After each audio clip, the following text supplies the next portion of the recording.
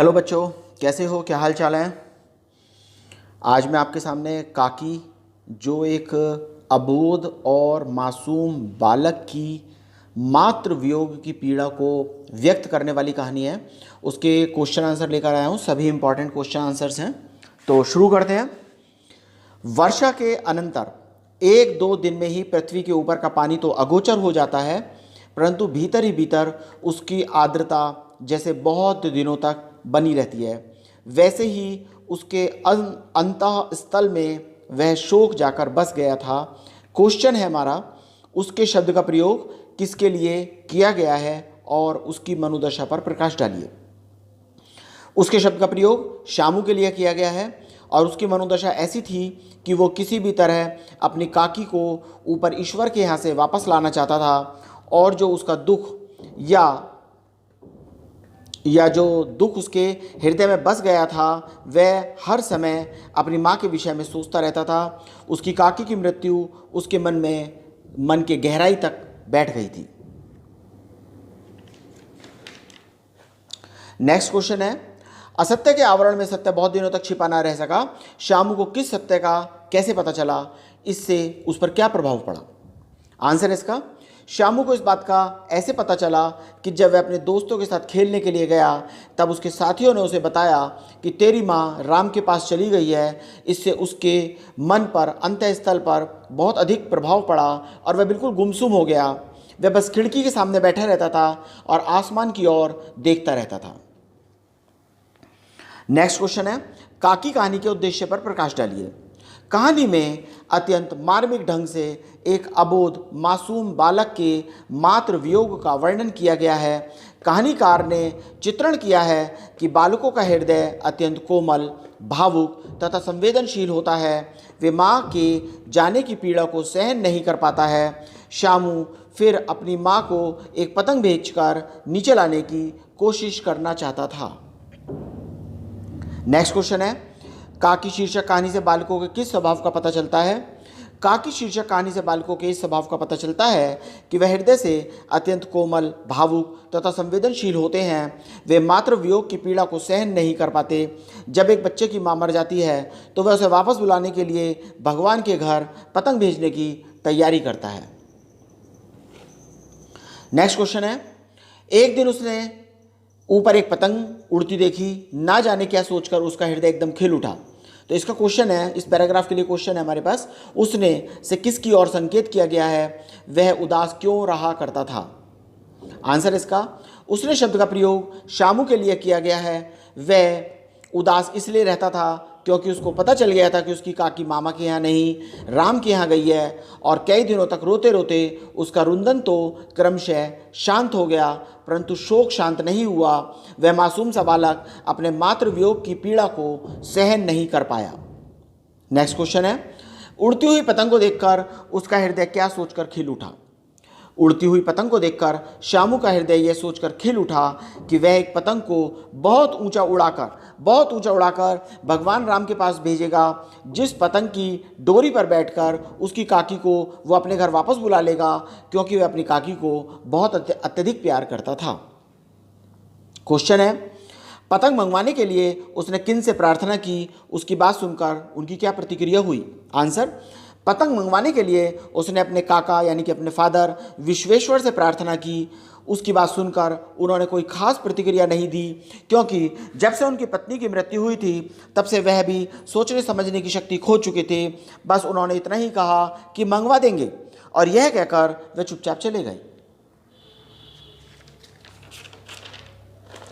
Next question है, पतंग प्राप्त करने के लिए उसने किस उपाय का सहारा लिया और पतंग मंगवाने के लिए किसकी सहायता ली? इसका क्या परिणाम निकला? उत्तर है इसका, पतंग प्राप्त करने के लिए उसने अपने पिता की जेब से चवन्नी निकाल ली और पतंग मंगवाने के लिए उसने भोला की सहायता ली। इसका परिणाम यह हुआ कि जब उसके पिता को पता चला कि शामू ने चोरी की है, तो उन्होंने उसके 2 तमाचे मारे और कहा कि चोरी करेगा। वह नहीं चाहते थे कि उनका बच्चा चोरी करे। अगला क्वेश्चन है, देखो खूब अकेले में जाना, कोई जान ना पाए। इसमें वक्ता और श्रोता कौन है और दोनों का परिचय दीजिए। इसमें वक्ता शामू है और श्रोता भोला है। श्यामू एक बालक है जिसकी माँ की मृत्यु हो गई है और वह चाहता है कि किसी भी तरह अपनी माँ को फिर से प्राप्त कर सके, अर्थात वह अपनी माँ को राम के घर से वापस लाना चाहता है। जबकि भोला सुखिया दासी का लड़का था और श्यामू का हम उम्र दोस्त था। नेक्स्ट क्वेश्चन है, वक्ता ने उससे क्या मंगवाया, उस वस्तु को लाने के लिए उसने उसे कितने पैसे दिए, वे पैसे उसने कहाँ से प्राप्त किए और क्यों। वक्ता ने, आंसर इसका, वक्ता ने उससे एक पतंग और 2 अच्छी लंबी रस्सी मंगवाई। उस वस्तु को लाने के लिए श्यामू ने भोला को चवन्नी दी। वह पतंग को लाने के लिए इतना उत्सुक था कि उसने पहले इधर उधर देखा। सामने खूंटी पर विश्वेश्वर का कोट टंगा हुआ था। उसने चुपके से कोट में से पहले चवन्नी और उसके बाद 1 रुपये की चोरी की। क्वेश्चन है अगला, वक्ता उस वस्तु का प्रयोग किसके लिए करना चाहता था, वह उसका प्रयोग क्यों नहीं कर पाया। वक्ता, आंसर, वक्ता उस वस्तु का प्रयोग राम के यहाँ से अपनी माँ को लाने के लिए करना चाहता था। वह चाहता था कि पतंग राम के पास भेज दे और उसे पकड़कर उसकी माँ अर्थात काकी डोरी पर बैठकर नीचे आ सके। वह उसका प्रयोग इसलिए नहीं कर पाया क्योंकि सुखिया दासी के बेटे ने उससे कहा कि रस्सी बहुत पतली है। अगला क्वेश्चन है, अकस्मात शुभ कार्य में विघ्न की तरह उग्र रूप धारण किए हुए विश्वेश्वर वहां आ पहुंचे। इस क्वेश्चन में शुभ कार्य और विघ्न शब्द का प्रयोग किस संदर्भ में किया गया है। शुभ कार्य शब्द का प्रयोग इस संदर्भ में किया गया है कि श्यामू उस पतंग को राम के यहाँ बेचकर काकी को नीचे ले आता, जो कि एक शुभ कार्य था, पर उसके पिता ने ऐसा होने ना दिया क्योंकि श्यामू ने पतंग लाने के लिए अपने पिता की जेब से पैसे चुराए थे और इस शुभ कार्य में विघ्न की तरह उग्र रूप धारण किए हुए उसके पिता विश्वेश्वर वहां आ पहुंचे। अगला क्वेश्चन है इसी पैराग्राफ के लिए, विश्वेश्वर कौन है और उनकी उग्रता का क्या कारण था। विश्वेश्वर श्यामू के पिता हैं। वे श्यामू से इसलिए नाराज थे क्योंकि श्यामू ने उनकी जेब से पैसे चुराए थे। कोई भी पिता नहीं चाहता कि उसका बच्चा चोरी सीखे। इस कारण क्रोध में आकर उन्होंने श्यामू को 2 तमाचे जड़ दिए। लेकिन जब उन्हें पता चला कि वह काकी से मिलने के लिए ही यह सब कर रहा है तो उनका गुस्सा शांत हो गया। क्वेश्चन है, वहां कौन कौन था और वे क्या कर रहे थे। जब वहां श्यामू के पिता आए तो वहां श्यामू और भोला थे। दोनों पतंग उड़ाने की तैयारी कर रहे थे ताकि पतंग को राम के यहाँ भेज सकें और अपनी काकी को उसकी डोरी पर बैठा कर नीचे ला सकें। परंतु इससे पहले ही विश्वेश्वर ने वहां आकर उनके कार्य में विघ्न डाल दिया। क्वेश्चन है अगला, विश्वेश्वर ने धमकाकर किससे पूछा और उन्हें असलियत का पता कैसे चला। उन्होंने अपराधी को क्या दंड दिया। आंसर इसका, विश्वेश्वर ने धमकाकर श्यामू और भोला से यह पूछा कि तुमने क्या हमारे कोर्ट से पैसे निकाले हैं। उन्हें असलियत का पता इस प्रकार पता चला कि जब उन्होंने दोनों को धमकाकर पूछा तो भोला एक ही बार में मुखबिर हो गया और उसने विश्वेश्वर को सब कुछ बता दिया।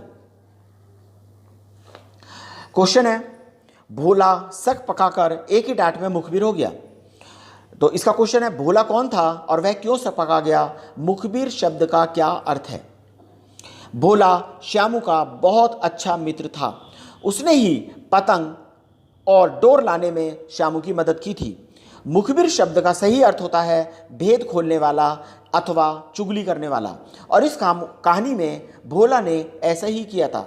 उसने श्यामू की सारी बातें श्यामू के पिता विश्वेश्वर को बता दी थी। क्वेश्चन अगला, डांटने वाले का परिचय दीजिए। उसके डांटने का क्या कारण था। डांटने वाला श्यामू के पिता विश्वेश्वर थे और वह भी अपनी पत्नी की मृत्यु के बाद उदास थे। जब उन्होंने देखा कि श्यामू ने उनकी जेब से चोरी करी है तो यह देखकर उन्हें बहुत क्रोध आ गया और श्यामू के 2 तमाचे मार दिए। वह नहीं चाहते थे कि उनका बच्चा चोरी करे। अगला क्वेश्चन है, भोला ने डांटने वाले को क्या बताया। भोला की बात सुनकर डांटने वाले ने किसे क्या दंड दिया। आंसर इसका, भोला ने विश्वेश्वर को बताया कि श्यामू काकी को पतंग के सहारे नीचे लाना चाहता था। जब विश्वेश्वर को सारी बात का पता चला तो उन्होंने पतंग देखी, उस पर लिखा था काकी। यह देखकर विश्वेश्वर का मन भर आया और वह कुछ भी बोल ना सके। अगला क्वेश्चन है, भोला की बात सुनकर डांटने वाले की क्या मनोदशा हुई। पहले जब उन्हें बात का पता नहीं था कि शामू ने कोट की जेब से क्यों चोरी करी है, अर्थात विश्वेश्वर को जब यह बात पता नहीं थी कि शामू ने कोट की जेब से क्यों चोरी करी है, तब उन्होंने शामू के 2 तमाचे जड़ दिए। पर जब भोला ने उन्हें बताया कि शामू काकी को राम के घर से वापस लाना चाहता था, तो यह बात सुनकर वो ये समझ नहीं पाए कि अब क्या करें, और वह कुछ भी ना सोच पाने की स्थिति में वहीं खड़े रह गए। ये सभी क्वेश्चन आंसर साहित्य सागर की वर्कबुक के हैं और लगभग ये पूरे चैप्टर को कवर करते हैं। चलिए, थैंक यू वेरी मच। ये आपका पूरा चैप्टर कवर होता है। अगले एपिसोड में एक नई कहानी के साथ मिलते हैं। Okay, bye.